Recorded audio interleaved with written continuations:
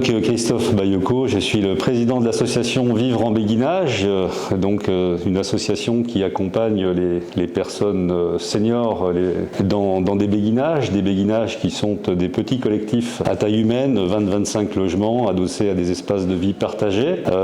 espaces de vie partagés dans lequel nous sommes aujourd'hui, ici dans la salle de convivialité du béguinage Le Val d'Or à Paray-le-Monial. Chacun vit chez soi, donc dans des logements indépendants, entièrement équipés, et puis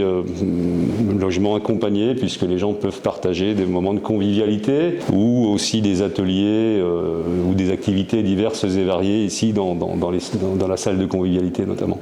Alors qu'est-ce que l'accompagnement ? Eh bien l'accompagnement des personnes dans les béguinages repose, on va dire, sur 5 thèmes principaux. Le premier étant plutôt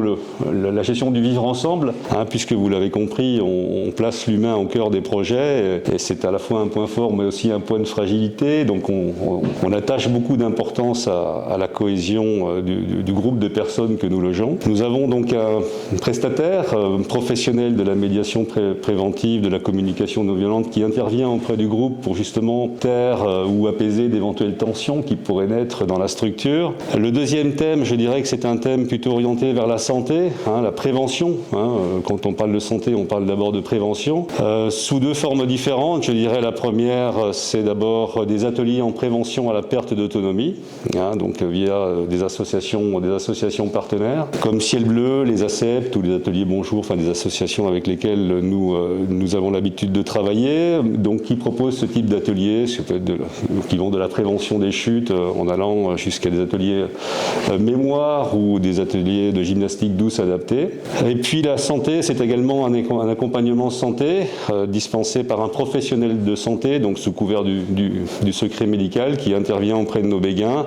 là aussi à titre préventif pour s'assurer que les gens prennent bien leur traitement médicamenteux. L'accompagnateur peut, le cas échéant, déceler d'éventuels troubles cognitifs et à ce moment-là orienter les gens vers tel ou tel spécialiste. Le troisième thème, je dirais que c'est plutôt un thème sur l'inclusion sociale, puisque nous sommes ici, on parlait tout à l'heure de logement accompagné, mais c'est aussi de l'habitat inclusif. Alors, par inclusif, on entend inclusion sociale, c'est-à-dire la possibilité pour les gens de participer à des activités,